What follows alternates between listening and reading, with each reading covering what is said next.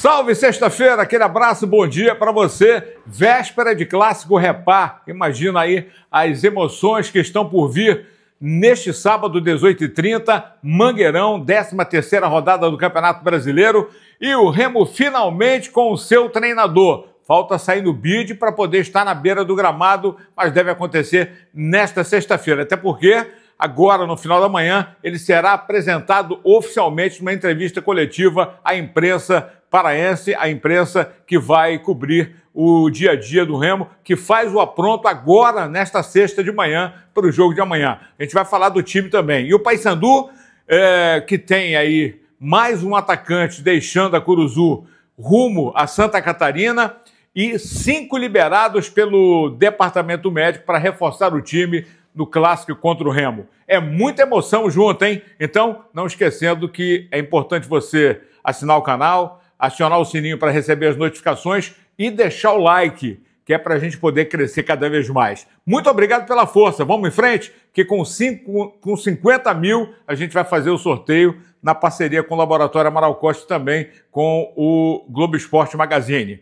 Fechamento? Então vamos em frente. Para começar hoje, falando do Clube do Remo. Pois é, o Remo que ontem, oficialmente, finalmente, depois de uma semana praticamente guardada as 7 chaves aí, a questão do anúncio do novo técnico, Antônio Oliveira, o português, que chega ao Remo, 42 anos, técnico que passou pelo Corinthians, pelo Atlético Paranaense, Curitiba, Sport, ultimamente, foi o último clube, estava sem clube, é de Lisboa e também treinou o Benfica e vai ser apresentado hoje como novo técnico do Remo. Aliás, está aí a foto dele, o Antônio Oliveira, o novo técnico azulino, que tem que sair no bid hoje para ser legalizado, até porque na última quarta-feira à noite foi assinada a rescisão dele com o Sport, e aí o Remo, como assinou a rescisão do Daniel Paulista, pode inscrever agora o Antônio Oliveira.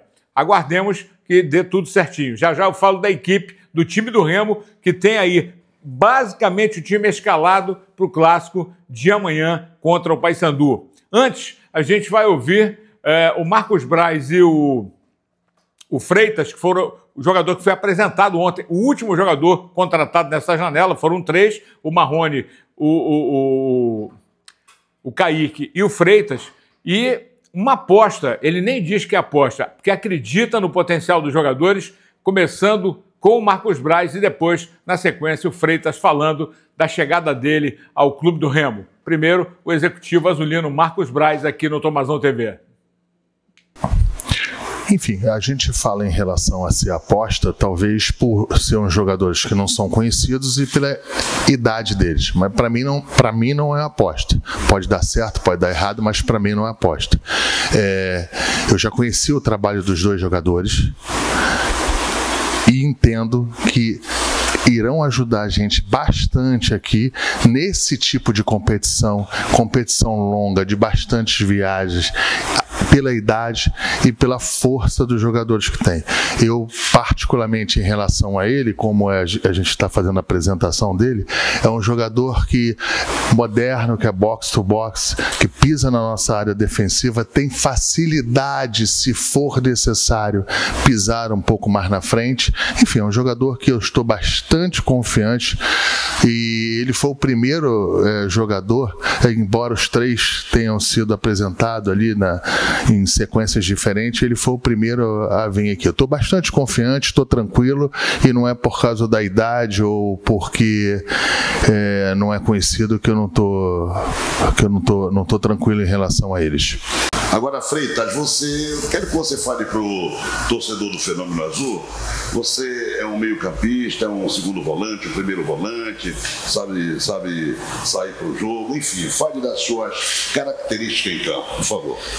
Então, eu sou meia, mas nos clubes que eu passei eu já joguei de volante, segundo volante, ponta e de meia também, lateral esquerdo e direito, os 2. Você já disputou clássico lá no Rio de Janeiro, vários clássicos, ganhou do Flamengo. Clássico lá, né? O clássico se ganha, é isso.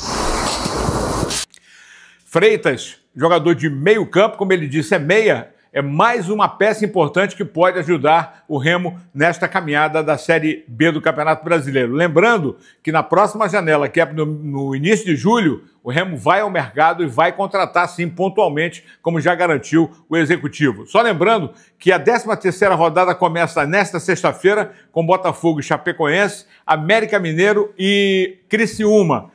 E no sábado, amanhã, teremos Avaí e Atlético Paranaense. Olha esse tamanho desse jogo aí.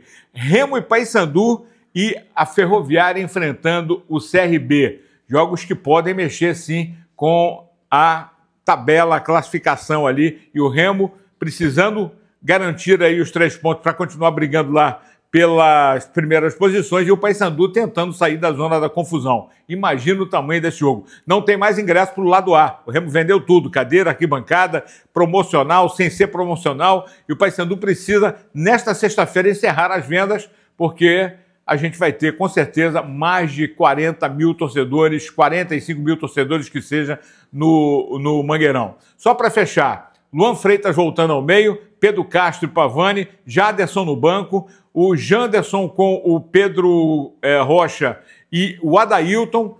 Não mexe no time, sistema é o mesmo. Agora, que surpresa, que posicionamento virá o Remo, a gente vai saber no clássico de amanhã contra o Paysandu. Papão, que ganhou 5 jogadores, até o Del Valle, que estava naquela lista aí negra de liberação do time bicolor, vai ser aproveitado pelo técnico Claudinei Oliveira, sim.